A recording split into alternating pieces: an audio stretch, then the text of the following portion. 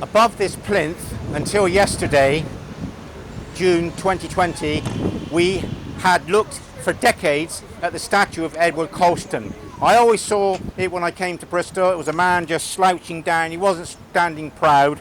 He was a slave trader. The statue has been toppled. This is not the first time in history this has happened. The most famous one of all was Saddam Hussein. But none of the authorities, whether the British Army or the Iranians or Iraqis, complained. The campaign in 2017 was Rhodes Must Fall, Cecil Rhodes, because the South African students at Cape Town University knocked down the statue. And we had a big debate in this country about taking statues down of controversial characters, and it was decided to let them stand, otherwise London, for example, will be headless. But I kicked myself for not taking a photograph of this statue because I have an extensive photograph collection. I could have used this for teaching in school. However, this statue was demolished as a result of the police killing this man in Minneapolis, in the United States of America. It's all right demonstrating, but once you start creating damage, then you're starting losing sight of the original issue. But this video is about the stature of statues. Should we remove them? So we saw yesterday on the news criminal behaviour carried out by mainly white folk we saw on TV, and the police stood by sympathetically and did nothing. Now the government tell us they want to prosecute the people who were responsible. But then that leaves the police in a quandary there. They could have stopped it and didn't. And if you're going to be prosecuted for putting a brick through a window or for getting rid of the image of a slave trader, and you're going to get a badge of honour, this is the act that you would choose, isn't it? Because if you get prosecuted for doing this, you're going to have a lot of public support. But on the other hand, should we demolish people who are responsible for shaping our history? You don't have to always commemorate statues with celebrated characters. You can educate the public and say not all statues are celebratory, therefore teaching us how we can improve our behaviour from days gone by, because history is a great teacher. But what should have happened, this statue should have been rebranded. I've only just seen this, and a lot of people have missed this. The statue was erected in 1895, and no one on the media has said why was this statue erected.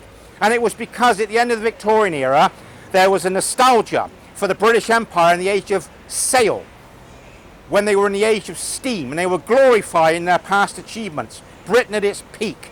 And people like this character here contributed blood money for the building of Bristol and this country. So it should have been rebranded, but look what it says. Erected by citizens of Bristol as a memorial of one of the most virtuous and wise sons of their city, AD 1895. And that, of course, that brings us on to moral behaviour, attitudes change. And one of the values of leaving this here, if the plinth was rewritten, something simple which the Bristol Council couldn't agree on all those years ago, they should have said, famous slave trader, a reminder of where we would never ever go again, and a benchmark upon which how to improve our behaviour. Now, I was fascinated by the campaign that Rhodes Must Fall in 2017. So I went to Zimbabwe and I studied the life of Cecil Rhodes. Victoria blessed him. She gave him the name of Rhodesia to name that country before Mugabe changed it. So I spoke to a black man from Zimbabwe on the grave of Cecil Rhodes in Toppled National Park. And Timmy, the man I was speaking to, he accepted that statues, names of roads should stay to remind us of the evils in our history that have shaped our moral thinking. Now, everyone's going to say, which statue's next? Well, I don't want to be guilty of promoting problems here, but I don't get a lot of videos watched on my YouTube channel. I only had 100 or 200 at a time. But I think Cecil Rhodes in London, he better watch out. And maybe Cromwell. Now,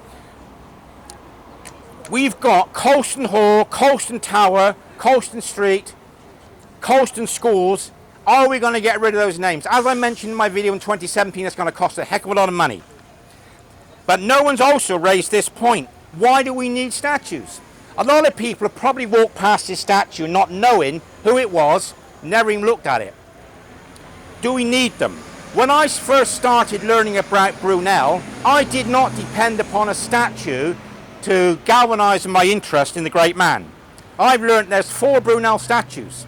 There's one over Embankment at Temple in London. Not many people are going to see that, but this one has been criticised for being left in the most prominent position in Bristol.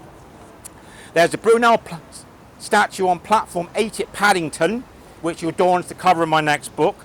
There's one somewhere in Bristol near Temple Meads, and there's another in Swindon Shopping Centre, which I missed, although I knew it was there. So in the column for this channel on the YouTube, please put your comments. Do you support the idea that we should keep statues or get rid of them? And how should we get rid of them? I hope you find this topic of interest in our terrible, terrible period in Britain in 2020. Look forward to receiving your comments. And just out of camera range is part of the plinth that tells us when Colston was born and died. And yet, he's not that famous across the country. And who was Britain's first slave trader? It was John Hawkins, Sir John Hawkins of Plymouth. The Queen allowed him to put a black man on the top part of his coat of arms. So slave trading was looked upon as a decent profession because it was centuries years old before England got involved. Unfortunately, when you had tribes of people fighting in Africa, their captives were slaves. And the blacks gave the whites slaves in return for trinkets and helping them fight their civil wars. This world's got to be cleaned up. We need black leaders. We need people to look at the Human Rights Declaration, treat others as you want to be treated, the golden rule. And I think from now on, most of us will be paying far more attention to statues in this country and around the world. Thank you.